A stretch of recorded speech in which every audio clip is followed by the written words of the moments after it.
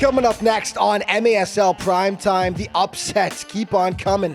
St. Louis was at it again as they were down but never out against Utica. Kansas City was down by 5 at one point to the reigning champs, but they refused to say die. While Monterey's unbeaten season was in jeopardy against Ontario, and we talked to the Flash via Skype to learn more about what's made the franchise one of the most successful in arena soccer. It's all coming up next.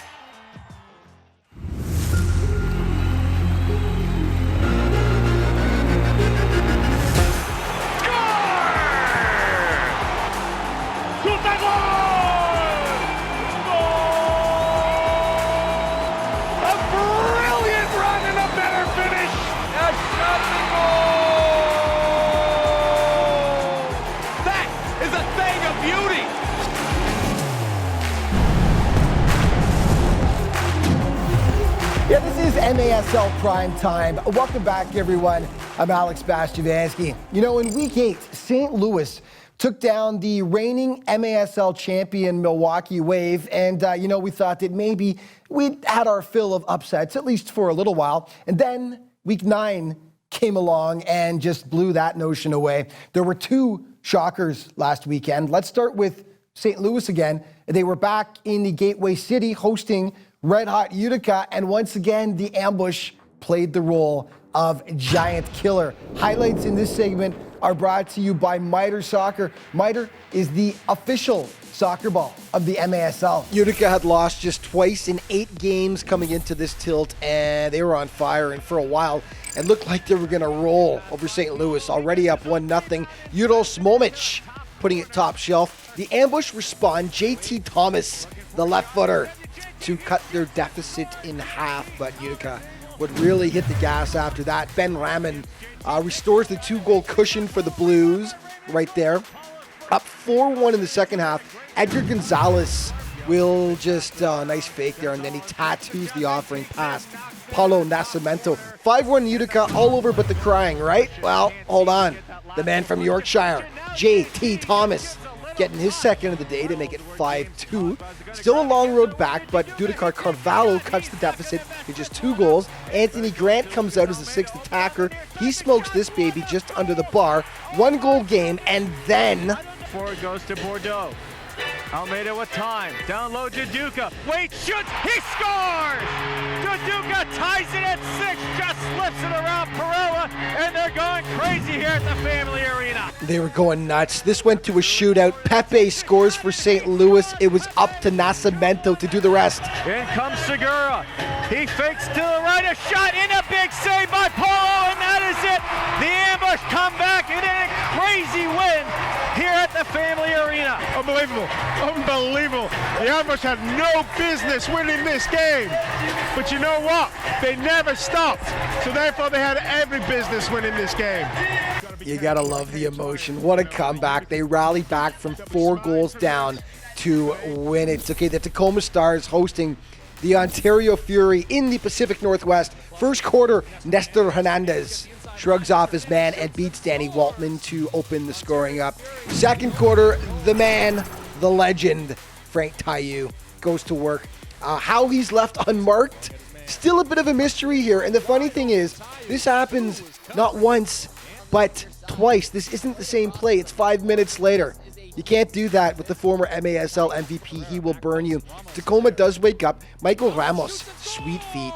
Roof Daddy and the Stars were on the comeback trail. Down 3-2 in the second half. Rafael Cox knots it up at 3 apiece. And then it's Nick Pereira doing that Nick Pereira thing. The money man gives Tacoma the advantage. Sadly for them, Ontario ran the table the rest of the way. Israel Cisse draws them even again, and then Evan McNeely smacks it past Danny Waltman. That would prove to be the game winner as the Fury win a back-and-forth affair on the road as they drop the Stars 7-4. The Harrisburg Heat hosting the Rochester Lancers. The Lancers were looking for their first win of the season, and they were still searching for it after this one. Harrisburg, nice passing. David Mellor makes it 1-0 shortly after Dom Francis is left unmarked out front. Bad move. The Englishman makes it 2-0. The Lancers cut the deficit in half, though. Frankie Siliberto bangs home the rebound to make it 2-1. Second quarter, J.J. Gibson goes hard to the net, redirects the pass home to make it 3-1. Elton de Oliveira getting into the act as well, making it 4-1. Harrisburg. For a while, Rochester at least stayed close. Anthony Rosano gets it past William Banahaney, but the Heat were just too much to handle. Danny DePrima to Dom Francis, who finished with 3 goals plus a helper on the day as the Heat dispatch the Lancers in lopsided fashion. They take it 13-3. Let's take a look at your MASL points leaders through 9 weeks of play. Leo Gibson leading the way now at 31, followed by Ricardo Carvalho, Enrique Cañas, Frankie Tayu, Brian Aguilar, and Nick Pereira of the Tacoma Stars.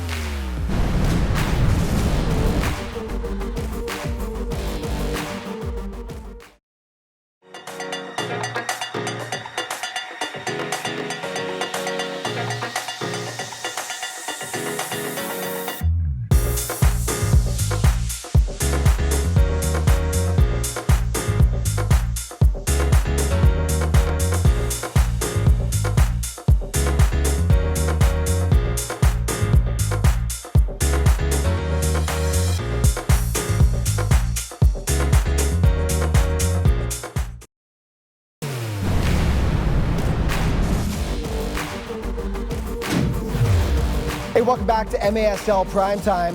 One of the greatest things about this season is that the league has reintroduced inter-conference play. Now, it gives a better idea as to where the balance of power lies between the two conferences. Obviously, Monterey and San Diego are once again powerhouse teams, but what about the other squads? Well, Saturday offered up a juicy matchup in the form of an East-West showdown with Harrisburg hosting Sonora. Sonora's been competitive in its return to the MASL this year, sitting just a game under 500 heading into this tilt, just $1.30 in.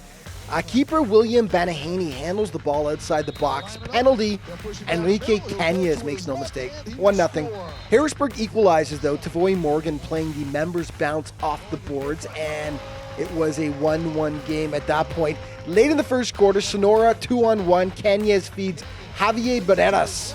Solis back on top 2-1. Harrisburg took control after that, though. Free kick, Dominic Francis bringing the heat, 2-2. In the third, Dylan Hundell provides the game winner as he bounces it in. And then it was time for keeper William Banahaney to shine. Deflected loose in front, and Cañas with a shot right on the slot to Willie B. He's going to toss it. This one's going. Oh, Willie B! Of course, that's legal for keepers to throw it in. Williams gets the tally for Harrisburg, and he was pretty happy about it afterwards. I asked Coach, like, do I go for it? He says, if you go for it, just score, don't miss. So I was hesitant, and then I hear, I think Elton in he's like, shoot. So then I just threw it, and I thought it was going wide. It took a good bounce, and it went in. You know, I think that was like my first goal in years. Couldn't happen to a nicer guy. Sonora also faced Baltimore on its eastern swing. The Blast still looking to get back on track after a slow start to the season. They look scary in this one. Daniel Peruzzi draws first blood, just $1.04 in, makes it 1-0. Then it's superstar Tony Donatelli going to work. Second in team scoring for the Blast, and with shots like this, you can see why. The Screamer makes it 2-0 Baltimore. Los Soles would respond. Jesus Avendano cuts the deficit to a single goal. A second quarter, of course, Vinny Dantas got in on the fun. He smashes it past Alejandro Gallardo to regain the 2-goal advantage. And then it's Daniel Peruzzi going inside out and hitting pay dirt. 4-1 Blast. And speaking of Blast, sorry for the pun, but it's deserving there. Daniel kills the poor miter ball. Baltimore looks like its old self against Sonora as they pull away for the 7-3 win. Hold on to your hats. This one was crazy. Casey hosting Milwaukee. For most of the game, it was all wave. Alex Bradley, the one-timer there, makes it 2-0. At that point, Ian Bennett in his office at the side of the net would make it a 3-goal advantage for the boys in yellow. With the score 6-2, Bennett makes it a 5-goal lead. Now, Casey looked dead in the water, but then a funny little thing happened. They woke up. Leo Gibson makes it 7-3. Lucas Rodriguez, one-timer. That cuts the deficit to 3 goals. Fourth quarter, it was pure insanity. With a score 7-5, Kevin Ellis draws the Comets to within a single strike, and then it's Ellis again. 5-hole on Rafa Diaz, unreal. Casey comes all the way back to tie it up against the reigning champs, and then finally Ray Lee makes the comeback complete. Beauty of a shot. The teams would trade goals after that. Casey pulls off a shocker. Player coach Leo Gibson talked about what his squad did to turn it around. We kind of lost our focus a little bit, focusing on things that didn't matter. I mean, we talked about just staying disciplined and focusing on our game and playing the way we practice, and it worked out good for all of us. And the Monterey Flash were the last unbeaten team in the league as they took on the Fury, and Ontario nearly burned them. Juan Gonzalez draws first blood to get the home side the lead. They led 2-0 into the third quarter when Frank Taillou puts them up by 3. Now, Ontario would actually go up 5-1, but then the Flash took over. Edgar Flores shelving the one-timer. Miguel Vaca got just a bit too much on this one for Chris Toth to handle. And then watch the passing here. Tic-tac-toe. Masterful. That tied it up at 5 apiece. Finally, Vaca turns and smashes it home. That would prove to be the game winner as Monterey gets pushed to the limit, but stays unbeaten as they down Ontario. Okay, the Orlando Seawolves must be just sick of playing Florida. This is the 5th time they'd faced each other. The Tropics had won the previous 4. It got no better for Orlando on this day. With the score 4-0, Guilherme dos Santos makes it a 5-goal advantage for Florida. Orlando does break the goose egg. Eduardo Cruz, a rocket from in close. That cuts it to 5-1. With the score 6-1, Luis Mota smashes the free kick to notch a second tally. It was not going to happen for Orlando on this day, though. Joey Tavernisi makes it 7-2 FLA. And in the second half, Victor Pereiras has a nice solo run and then rips it top shelf. The Tropics in control from start to finish as they hammer the Seawolves by a 16-3 count.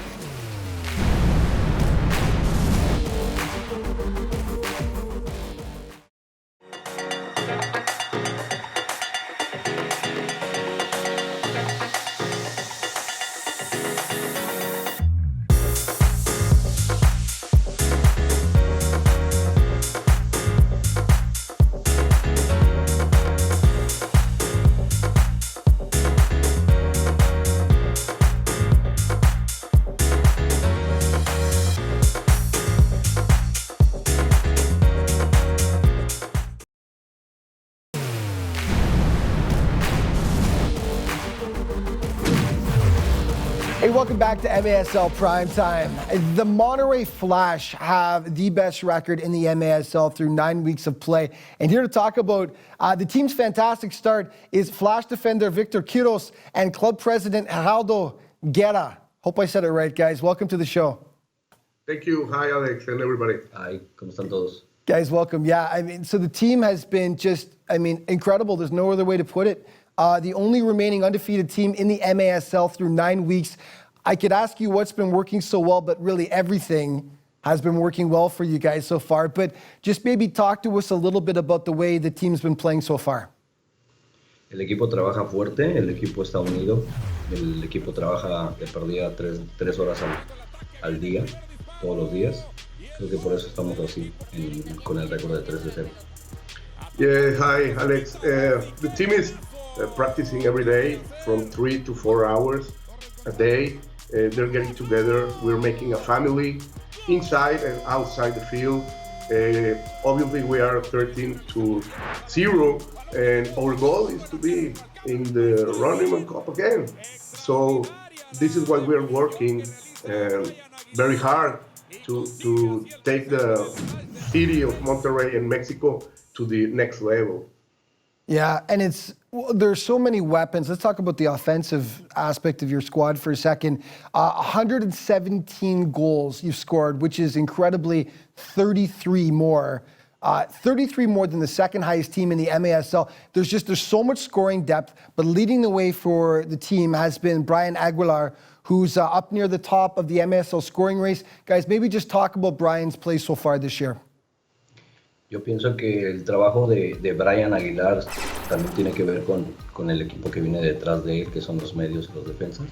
Es un gran jugador, tiene mucho gol, es un jugador muy peligroso y trabaja fuerte también para mantenerse ahí entre los líderes. Brian is a very good player.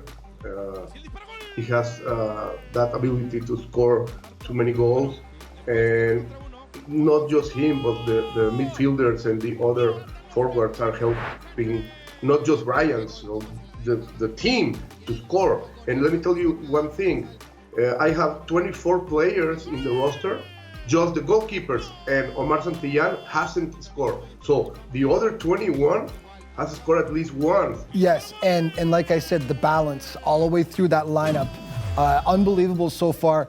I wanted to ask you about the Sonora Soles have returned to the league this season, making it 2 Mexican teams once again in the MASL. You're going to face them 6 times before the end of the regular season, so you'll be sick of each other. But what's the rivalry with Sonora like? Sonora es un buen equipo, entró con mucho novato, mucha gente nueva, pero poco a poco se ha ido regularizando, es un poco mal, pero ahora con la integración de algunos jugadores de experiencia creo que se han visto mejor en la liga, entonces tanto ellos como nosotros venimos peleando por nuestro país y venimos representando a todo México. Sonora is a very good team. Rogelio Cota is a good friend. He has a very good talent players, Mexican players as we do. So we wish them a lot of luck. We're going to play 6 times and maybe in playoffs. And for me as a president and co-owner and founder of this team, it's a very pride to have a Mexican team in the top league in the indoor soccer in the world, the MASL. Understandably, yeah. Monterrey, and Geraldo, perhaps you can answer this one more, as you've consistently been one of the top franchises in the MASL. You've gone to 2 straight championship games, only to come up just a bit short in the end. Talk about that level of success and the expectations that the team has this year. Monterrey is the second biggest city in this country.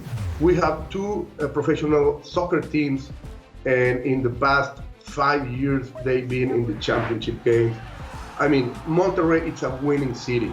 So Monterrey Flash, if we want to be on the news, on the newspapers, we have to do the things right, because this city deserves it.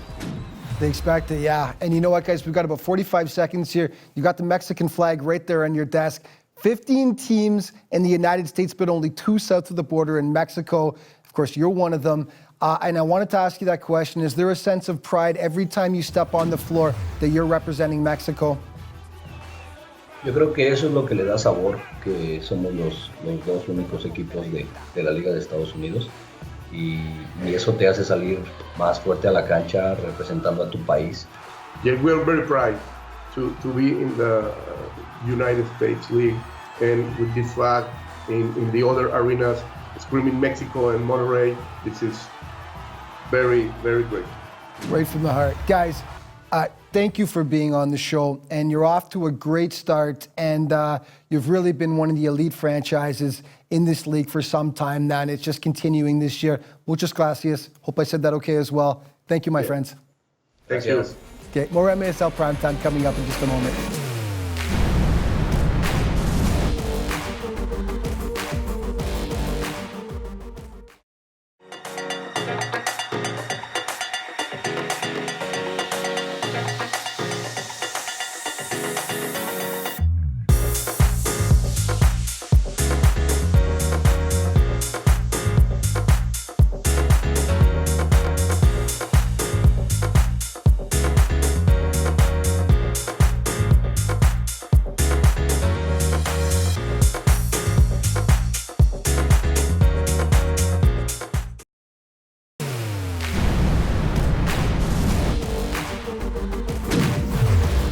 Welcome back to MASL Primetime. The Mesquite Outlaws are in their first MASL season, but not for a second have they played like an expansion team. Led by head coach and arena soccer legend Tattoo, the Outlaws were competitive right from the get-go, and they've had some fun knocking around the sidekicks, their local rivals in the Dallas Derby so far. Now, perhaps to the shock of some, the Outlaws sat in third spot in a playoff position heading into week 9 of play. They were looking to make up ground on traditional MASL power San Diego last Sunday. Game highlights in this segment are brought to you by Sports Resource Group, proud partner of the MASL, SRG, building walls that bring us together. San Diego hosting Mesquite, and the Sockers welcome back Hiram Ruiz to the lineup, who's been out with an injury, and he reminds them what they've been missing, making it 1-0 San Diego. 14 seconds in,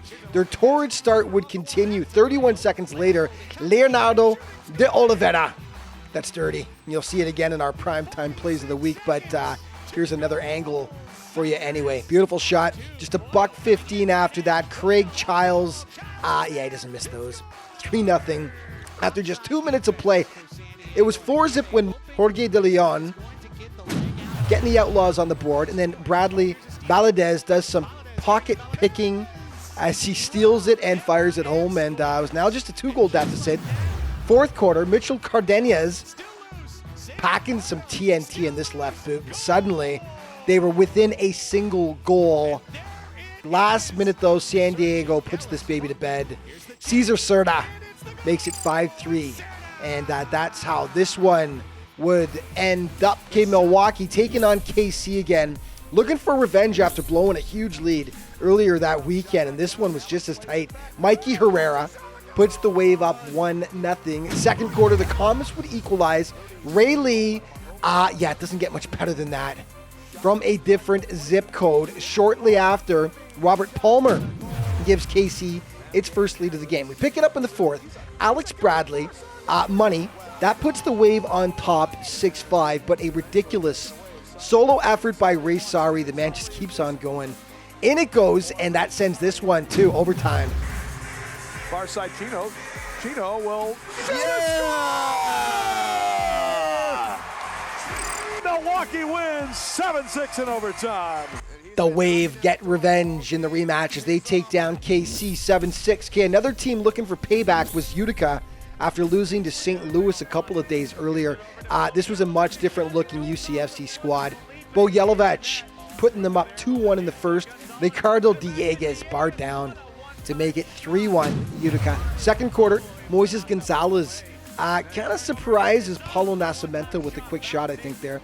And then Dieguez somehow sneaks that in short side. Beauty.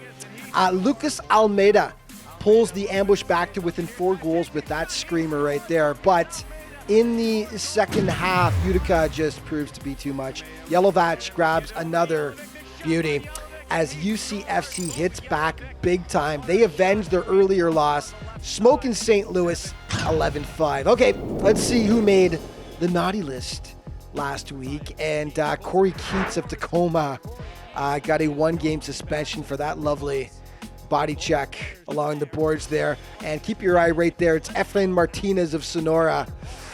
He gets a 1-game suspension for a blow to the head against Baltimore that caused all kinds of problems on the pitch. And the team of the week for week number 9, Bo Yelovich, Frankie Tayu, Alex Bradley, Robert Palmer, Brandon Gonzalez, and the goal-scoring goalkeeper, William Bonahaney, and our Sport Turf Primetime Player of the Week. And it's Alex Bradley, who continues to shine for the reigning champion Milwaukee Wave, and he had a big week.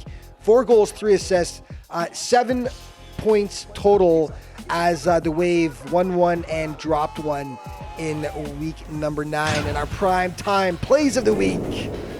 Number 5, Kansas City's Ray Lee from another zip code against Milwaukee. Massive strike as he sneaks it just under the bar. Number 4, Moises Gonzalez. Watch this move. Freezes his man and then smashes it top shelf. Gorgeous. Number 3, Tacoma's Michael Ramos. Some fancy footwork of his own, and then he goes bar down against Ontario. San Diego's Leo de Oliveira losing his man and booting it upstairs against Mesquite. And number 1, Milwaukee, KC, the Waves, Angel Curiel, breaking ankles and scoring game winners. That is the golden goal against the Comets as Milwaukee avenges its earlier loss. And it is our prime time play of the week. And we are all out of time for today, but MASLsoccer.com, just a reminder, that's your home base for all things in the Major Arena Soccer League. And of course, there's all kinds of other social media to keep you up to date as well. Thank you so much for watching MASL Primetime. We'll see you next week.